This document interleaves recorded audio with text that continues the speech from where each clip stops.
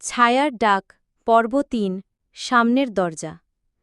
প্রথম দৃশ্য শান্তির ভ্রম ইলিউশন। রাহুল ফিরে এসেছে। অপূর্বও সে শহরে ফিরে গেছে। সবকিছু যেন আগের মতো, কলেজ, ক্যান্টিন, হাসাহাসি। কিন্তু রাত নামলেই একটা অদ্ভুত নিস্তব্ধতা ভর করে রাহুলের ওপর। রাত ৩টেয় সে ঘুম থেকে উঠে জানালার দিকে তাকিয়ে থাকে। সেখানে সামনের রাস্তায় একজন মহিলা দাঁড়িয়ে থাকে। লম্বা চুল, লাল শাড়ি, সিঁথিতে রক্তের মতো সিন্দুর, চোখে আগুন। রাহুল ফিসফিস করে বলে, সে ফিরে এসেছে। সামনের দরজা দিয়ে দ্বিতীয় দৃশ্য পুরনো দলিল। অপূর্ব ভীষণ চিন্তিত। সে ছুটে যায় কলকাতার ন্যাশনাল আর্কাইভে। খোঁজে চন্দ্রপুর শ্মশানের ইতিহাস। এক পুরাতন ম্যাপের নিচে লুকানো ছিল এক দলিল। ১৮৪৯ সালের আত্মহুতির কাহিনী। দলিলে লেখা, রাজবাড়ির এক রক্ষিতা নাম মাধবীলতা নিজেকে আগুনে জ্বালিয়ে দেয় প্রেমিক রাজকুমারের বিশ্বাসঘাতকতায়। মৃত নয়, তার আত্মা ফিরে ফিরে আসে প্রতিশোধ নিতে। যে ছেলে তার পেটে ছিল সে কখনো জন্মাতে পারেনি।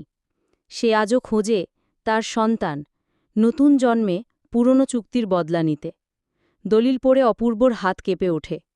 সে চিৎকার করে উঠে বলে, রাহুলের আগের জন্ম ওই তো।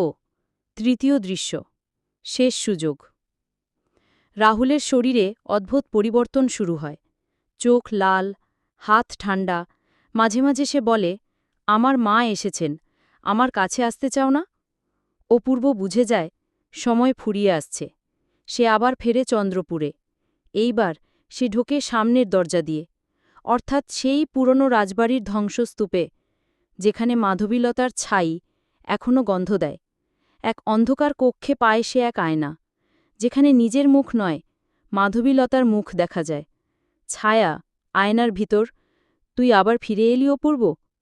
তুই জানিস না তুইও ছিলি ওর সাথেই সেই জন্মে? তুই পালিয়েছিলি ওকে ছেড়ে। এবার তুইও পূর্বি আমার সঙ্গে। চূড়ান্ত দৃশ্য অগ্নির মধ্যে মুখোমুখি। রাহুল নিজেই চলে আসে রাজবাড়িতে, একেবারে ছায়ার হাত ধরে। তার চোখে কোনো ভয় নেই। মাধবীলতা বলল, এইবার আমার সন্তান ফিরেছে, এইবার কেউ আটকাতে পারবে না। অপূর্ব সামনে এসে দাঁড়ায়, হাতে পুরনো দলিল আর এক দগ্ধ শিশুর পায়ের চূড়া, যা সে খনন থেকে পেয়েছিল। অপূর্ব, তুই মা হতে পারিসনি কারণ তোকে প্রতারিত করা হয়েছিল। তুই রাহুলকে নয়, তুই প্রতিশোধ নিচ্ছিস আমাদের ওপর। কিন্তু এই অভিশাপ শেষ হবে আজ। সে শিশুর দগ্ধ চূড়া মাটিতে রাখে। অগ্নির বলয় তৈরি হয় চারপাশে।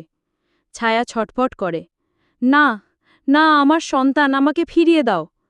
আকাশে বাজ পড়ে, রাজবাড়ি কেঁপে ওঠে। রাহুল চিৎকার করে বলে, তুই মা হতে পারিস, কিন্তু ভয় দেখিয়ে নয়। বিদায় নে মা, এবার শান্তি দে নিজেকে। অগ্নিস্নানে ছায়া ধীরে ধীরে বিলীন হয়। একটা ছোট্ট শিশুর হাসির শব্দ ভেসে আসে বাতাসে। উপসংহার, ছায়াহীন সকাল। রাহুল এখন স্বাভাবিক। অপূর্ব জানে কিছু কিছু জন্ম একে অপরের জন্যই বাধা থাকে। শুধু একদিন তারা দুজন মিলে সেই রাজবাড়ির ধ্বংসস্তূপে দাঁড়িয়ে দেখে একটা ছোট্ট ছায়ামূর্তি সিঁড়ি বেয়ে নিচে নামছে। চোখে শান্তি, হাতে পুতুল। সে পুতুলের ঠোঁটে লেখা, তোমরা এবার সত্যিই মুক্ত। কিন্তু ভুলো না, ছায়া থাকেই, আলো যতই থাকুক।